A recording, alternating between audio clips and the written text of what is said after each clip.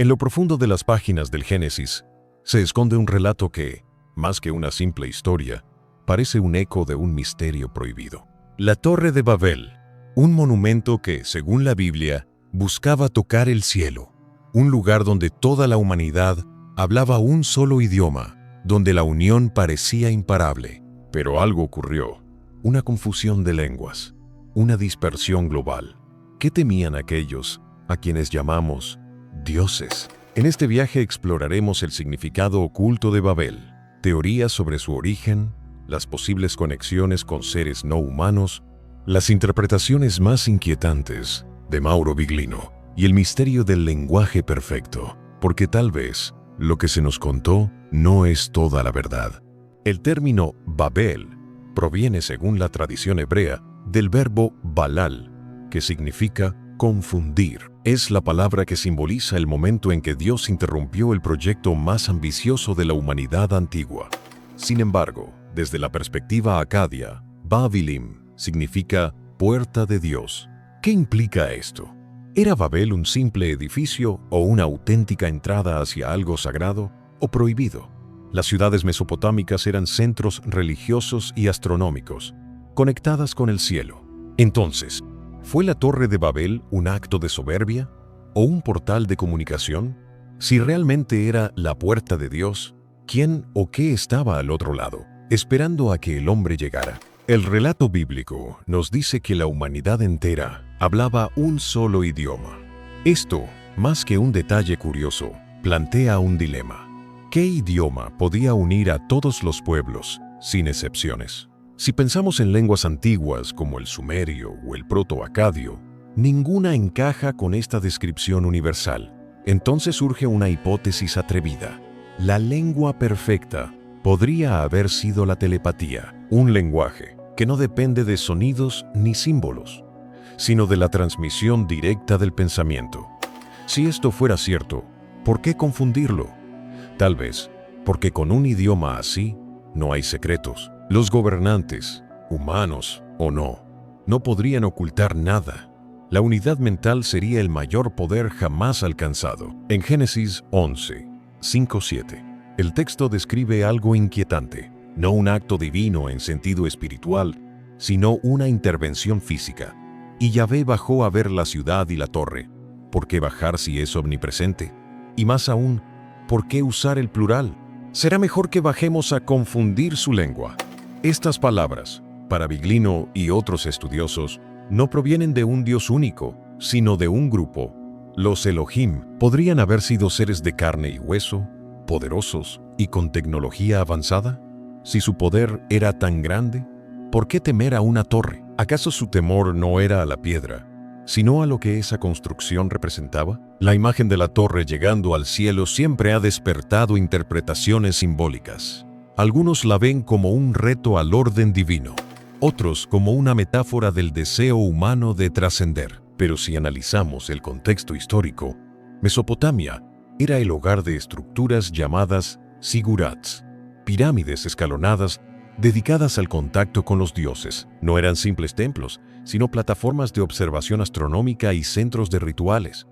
Y si la Torre de Babel no fue una ficción moral, sino un zigurat colosal que intentaba establecer una conexión directa, tal vez el objetivo no era subir al cielo literalmente, sino entrar en comunicación con seres que venían de él. El detalle más intrigante del relato es que la confusión de lenguas detuvo por completo el proyecto. Esto significa que la torre no se derrumbó por castigo divino, ni por desastre natural, sino porque la comunicación desapareció.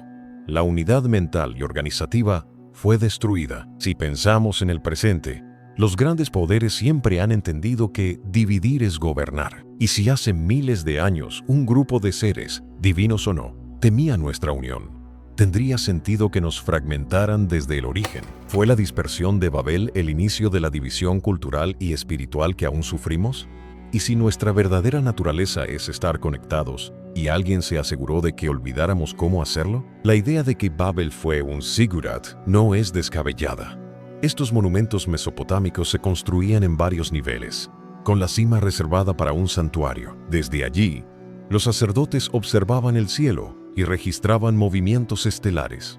Algunos arqueólogos creen que cada escalón representaba una etapa entre la tierra y el cielo. Si la Torre de Babel era un zigurat monumental, tal vez su altura o su diseño apuntaban a un alineamiento específico con cuerpos celestes. Y si ese alineamiento permitía un contacto, ¿con quién sería? ¿Con dioses espirituales? ¿O con visitantes de las estrellas que usaban las órbitas y constelaciones como coordenadas de navegación? En este punto, surge una pregunta incómoda. ¿Qué significa cielo en el Génesis? El cielo, para un pastor de la antigüedad, era el firmamento con sus estrellas. Pero para un ser que entiende la astronomía, el cielo podría significar el espacio exterior. Entonces, cuando los constructores de Babel intentaban llegar al cielo, ¿podrían estar intentando construir un punto de lanzamiento o un canal de comunicación hacia esos poderosos que descendían? Las antiguas culturas, desde Egipto hasta Mesoamérica, hablan de seres que bajaban del cielo en naves o carros de fuego. Si los Elohim eran de carne y hueso, la torre podría haber sido vista como una amenaza a su monopolio del contacto. Mauro Biglino insiste en que el término Elohim es plural y que describe a seres tangibles, no entidades espirituales. Si aceptamos esta hipótesis, la frase «será mejor que bajemos» adquiere otro significado. No sería una metáfora, sino una decisión estratégica de un grupo real que vigilaba la evolución humana. Y si su temor era que nada les resultará imposible, entonces la humanidad estaba a punto de alcanzar un hito tecnológico o espiritual demasiado pronto. Esto encaja con otras leyendas donde los dioses limitan el conocimiento del hombre, como en el mito griego de Prometeo o el relato sumerio de Enki y la humanidad. Siempre hay un patrón: darnos migajas de sabiduría, pero no el banquete completo. Otra pista interesante se encuentra en las tablillas sumerias. Allí, los dioses Anunnaki bajaban para interactuar con la humanidad, enseñándoles agricultura, escritura y astronomía. Sin embargo, también imponían límites. Estos textos hablan de ciudades donde se centralizaba el poder y el conocimiento, muy parecido a lo que describe Babel. Si el relato bíblico es una reinterpretación de estos mitos, entonces la confusión de lenguas podría haber sido un acto deliberado de estos señores del cielo, para evitar que la humanidad se unificara bajo un solo sistema, porque una civilización unida y comunicada puede cuestionar su dependencia de quienes se presentan como dioses. Volviendo al tema del lenguaje, la telepatía sigue siendo la hipótesis más provocadora. En un estado telepático, no hay malentendidos, no hay manipulación por medio de palabras ambiguas. El pensamiento llega puro, sin filtros. Esto haría imposible la mentira y la corrupción. Ahora, si en Babel la humanidad entera tenía esta capacidad, estaríamos hablando de una sociedad sin engaños, con cooperación total. Quitar esa habilidad significaría no solo cortar la comunicación, sino también destruir un tipo de conciencia colectiva. Y si esto fue obra de los Elohim, entonces el acto no fue un castigo moral, sino una operación quirúrgica para alterar nuestra mente y fragmentar nuestra especie. El castigo de Babel, según la teología tradicional, fue por orgullo. Pero, ¿desde cuándo el deseo de alcanzar lo alto es algo condenable? El mismo impulso que llevó a los constructores de Babel es el que hoy nos impulsa a explorar el espacio.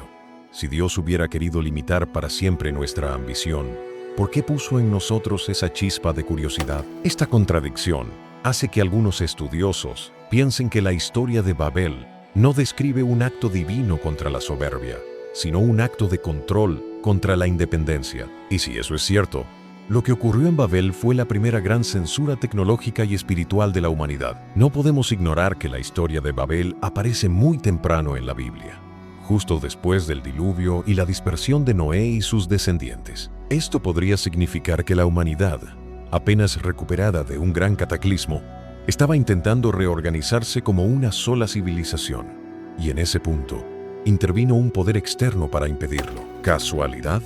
O, como sugieren algunos textos apócrifos, los dioses temían que el hombre volviera a alcanzar un nivel similar al de las civilizaciones antediluvianas capaces de interactuar con lo divino. Si Babel fue destruida, Quizás fue porque estaba repitiendo un patrón peligroso para quienes controlaban la historia, incluso en la arqueología oficial. La ubicación de la Torre de Babel sigue siendo un enigma. Algunos creen que estuvo en Babilonia, en el Sigurat Etemenanki, cuyo nombre significa la casa del fundamento del cielo y la tierra. Este Sigurat, reconstruido varias veces, tenía dimensiones colosales para su época y un simbolismo cósmico. Si esta era la Babel bíblica, entonces su función podría haber sido mucho más que religiosa. Tal vez fue un observatorio o un centro de contacto interestelar. Si fuera así, destruir su unidad lingüística habría sido el modo más eficaz de dejarlo incompleto, sin tener que arrasar físicamente la estructura. Pero, ¿y si Babel no era solo un lugar físico, sino también un estado de conciencia? Pensemos en la unidad de idioma como un símbolo de unidad mental. La torre representaría el ascenso de la humanidad hacia una comprensión superior.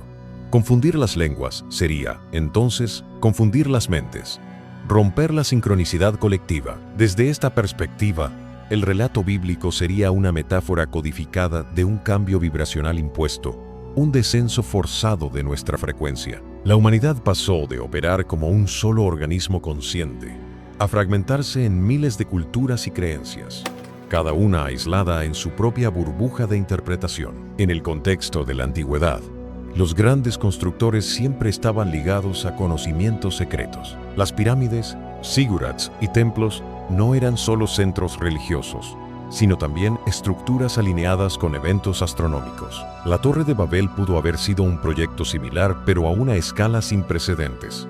Si lograban culminarla, quizás podrían sincronizarse con algo que venía del cielo. Esta posibilidad hace pensar que los Elohim no temían la altura física, sino la activación de un canal de comunicación. Tal vez, en su visión, la humanidad aún no estaba preparada. Pero, ¿o acaso su verdadero miedo era que estuviéramos demasiado listos y fuéramos capaces de prescindir de ellos? Otra teoría sugiere que la Torre de Babel no buscaba simplemente subir, sino abrir una conexión estable, un puente entre mundos. Las antiguas culturas hablaban de portales, estelas y puertas estelares, lugares donde la realidad parecía doblarse. Si Babel era una puerta de Dios en sentido literal, tal vez funcionaba con una combinación de energía arquitectónica y vibracional. Los humanos de ese tiempo podían desconocer la física exacta, pero seguían patrones sagrados transmitidos por generaciones. Si los Elohim sabían que ese portal podía establecer comunicación directa con otros seres, intervinieron para evitar que lo lograran, rompiendo la clave que unificaba a todos: la lengua. La confusión de lenguas no solo dividió a la humanidad, también creó algo nuevo: la diversidad cultural. Esto parece positivo, pero también dificultó la unidad. Desde entonces, los pueblos han vivido enfrentados por creencias, costumbres y fronteras. ¿Es posible que este fuera el verdadero objetivo? Dividir para siempre. Incluso hoy, en plena era tecnológica, seguimos teniendo barreras lingüísticas y culturales que impiden una unión total. Si el plan de los Elohim era que jamás volviéramos a trabajar como un solo pueblo, entonces Babel fue el inicio de una estrategia que sigue funcionando. Tal vez no nos damos cuenta, pero seguimos viviendo bajo la sombra de esa dispersión. Biglino argumenta que el texto original hebreo no describe a un Dios etéreo, sino a visitantes tangibles. Esto es clave, porque un ser omnipresente no necesita bajar para inspeccionar nada. El verbo utilizado en el Génesis implica desplazamiento real. Si bajaron, vinieron de algún lugar, y si vinieron, debían tener medios para hacerlo. En esta lectura, la Torre de Babel no es un símbolo moral, sino un episodio histórico de interacción directa entre humanos y seres superiores. Lo que cambia radicalmente nuestra comprensión de la Biblia no sería solo un libro espiritual, sino también un registro codificado de encuentros entre civilizaciones. En varias culturas antiguas, los dioses son descritos como maestros, pero también como guardianes celosos del conocimiento. El mito griego de Prometeo, castigado por dar el fuego a los hombres, se asemeja mucho a la idea de Babel, humanos que se acercan a un poder reservado. En la tradición hebrea, el árbol del conocimiento y la Torre de Babel parecen advertencias contra alcanzar demasiado saber. ¿Por qué un Dios amoroso querría limitar el aprendizaje? A menos que ese Dios sea, en realidad, un administrador que teme perder el control de su creación.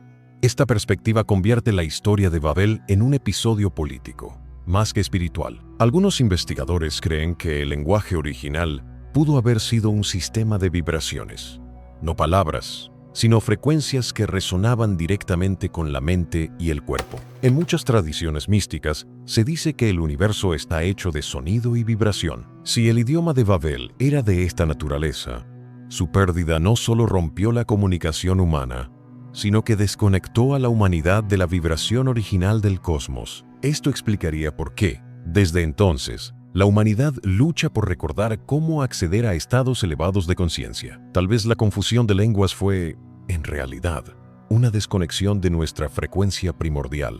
En la arqueología, la Torre de Babel suele relacionarse con el Zigurat Etemenanki, que según textos antiguos, alcanzaba casi 90 metros de altura. Para su época, esto era colosal. Pero, más allá de la altura, lo importante era su función.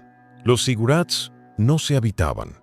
Eran centros de ritual y observación celeste. Si este era el caso, el relato bíblico podría estar describiendo la destrucción de una red de conocimiento astronómico y religioso unificado. Quitar la lengua común sería como cortar Internet en nuestra era. Un golpe devastador a la comunicación global y al avance conjunto. La pregunta que muchos se hacen es, ¿por qué el Génesis presenta la unión humana como algo peligroso? Si todos compartían un idioma y un propósito, ¿no sería eso la base de la paz y el progreso? La respuesta podría estar en la naturaleza del poder. Un pueblo unido no necesita intermediarios entre ellos y lo divino. Y si los Elohim actuaban como gobernantes, la pérdida de ese monopolio sería su peor pesadilla. En este sentido, Babel no fue un castigo por soberbia, sino una operación preventiva para mantener el control político y espiritual sobre la humanidad. En textos mesopotámicos, los dioses no solo se comunican con los hombres, sino que también se pelean entre ellos por el dominio de ciertas ciudades. Si aplicamos esto a Babel, podríamos pensar que la torre representaba un proyecto que no todos los dioses aprobaban. Tal vez unos querían la unidad humana y otros temían sus consecuencias. La confusión de lenguas podría haber sido una decisión de una facción específica que no quería que los humanos se emanciparan. Esto explicaría por qué, después de Babel, las civilizaciones crecieron separadas, con dioses y lenguas diferentes, como si cada facción hubiera tomado su propio grupo de seguidores. Hay quienes ven en la Torre de Babel un símbolo del despertar humano. El impulso de construir hacia lo alto podría ser una metáfora de la expansión de la conciencia. Desde este punto de vista, la confusión sería un descenso vibracional forzado. Se nos quitó una conexión directa con el todo, y desde entonces hemos buscado volver a ella, ya sea mediante la religión, la ciencia o la espiritualidad. Si esto es cierto, la torre no fue destruida. Nosotros fuimos desconectados de su propósito.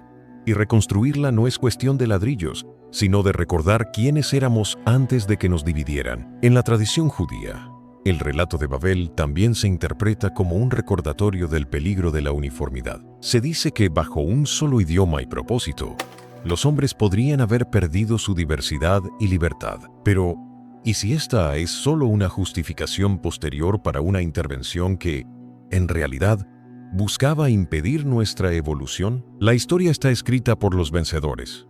Y si los Elohim eran los vencedores, pudieron presentar su control como una lección moral, lo que nos lleva a preguntarnos, ¿cuántos relatos sagrados son en realidad versiones oficiales de eventos mucho más complejos? Incluso hoy, la palabra Babel es sinónimo de confusión, pero, paradójicamente, también simboliza la fascinación por la unión perdida. Las naciones se esfuerzan por crear lenguas universales, como el Esperanto, o tecnologías que traduzcan en tiempo real. En el fondo, seguimos intentando reconstruir lo que se rompió. Es casual que, cuanto más avanzamos en comunicación global, más se intensifiquen los conflictos y divisiones. Tal vez hay fuerzas, visibles o invisibles, que trabajan para que nunca logremos esa unidad total. Porque como dice el Génesis, nada les resultará imposible si volvemos a ser uno solo. La figura de los Elohim, como seres físicos, Encaja con otros relatos bíblicos donde interactúan de forma directa, caminando, comiendo, luchando. Esto contrasta con la imagen de un Dios espiritual e intangible. Si estos seres eran tan reales como nosotros, su temor a la Torre de Babel sería comprensible. Un monumento que intentara alcanzarlos o contactarlos podría romper la jerarquía establecida. Y si realmente venían del cielo, la torre podría haber sido vista como una señal de que el hombre estaba demasiado cerca de cruzar el límite que separa a los creadores de su creación. Algunos estudiosos modernos incluso plantean que la Torre de Babel podría haber sido un proyecto tecnológico, como una antena colosal o un transmisor de energía. Las civilizaciones antiguas ya conocían la resonancia y el uso de materiales para canalizar vibraciones. Si Babel combinaba arquitectura sagrada con tecnología perdida, su función podría haber sido más avanzada de lo que imaginamos. En este escenario, confundir las lenguas sería como cambiar el código de un programa para que sus desarrolladores no puedan completarlo. Un simple cambio que deja un proyecto inservible, sin necesidad de destruirlo físicamente. La idea de una torre como dispositivo tecnológico puede parecer fantasiosa, pero no lo es tanto si recordamos que la electricidad de Tesla o la energía de las pirámides también parecieron locuras en su momento. En culturas antiguas, las construcciones monumentales eran herramientas para manipular energía, ya fuera espiritual o física. Si la Torre de Babel estaba diseñada para emitir o recibir señales, podría haber sido un proyecto de comunicación con otros mundos. Esto explicaría por qué los Elohim actuaron rápido. Un contacto no autorizado podría cambiar el rumbo de la humanidad para siempre. Y si ese contacto se hubiera producido, quizás hoy nuestra historia sería radicalmente distinta. En la Cábala, el concepto de puerta o portal es recurrente. Se habla de puntos en el tiempo y el espacio donde la realidad se vuelve permeable. Si Babel era una de esas puertas, la confusión de lenguas no solo dispersó a las personas, sino que cerró ese acceso. Curiosamente, en muchas leyendas posteriores, se dice que los hombres buscaron reencontrar esa conexión perdida, construyendo templos, torres y altares en distintos puntos del mundo. ¿Será coincidencia que muchas de estas construcciones antiguas estén alineadas con las estrellas? Tal vez todos esos intentos son ecos del primer gran proyecto humano, la Torre de Babel. Otro aspecto poco discutido es que el relato de Babel no menciona un castigo físico. Dios o los Elohim no derriban la torre ni matan a sus constructores. Solo cambian algo esencial: la lengua. Esto muestra un entendimiento profundo de la mente humana. Si destruyes una estructura, pueden reconstruirla. Pero si destruyes su comunicación, destruyes su capacidad de organizarse. Es una lección de control social que sigue vigente hoy. Los sistemas de poder no necesitan destruir ciudades para dominar. Basta con sembrar división y confusión entre las personas. En ese sentido, Babel no fue solo un episodio antiguo, sino un modelo de manipulación que se repite.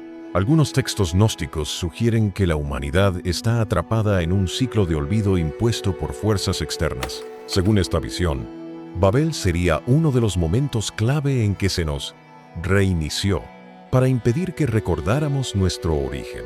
Esto conecta con la idea de que la lengua original no era hablada, sino mental. Si alguna vez fuimos capaces de comunicarnos telepáticamente, su pérdida habría roto también nuestra memoria colectiva. Desde entonces, cada generación tiene que redescubrir los mismos conocimientos, como si viviéramos bajo un velo que nos impide evolucionar plenamente.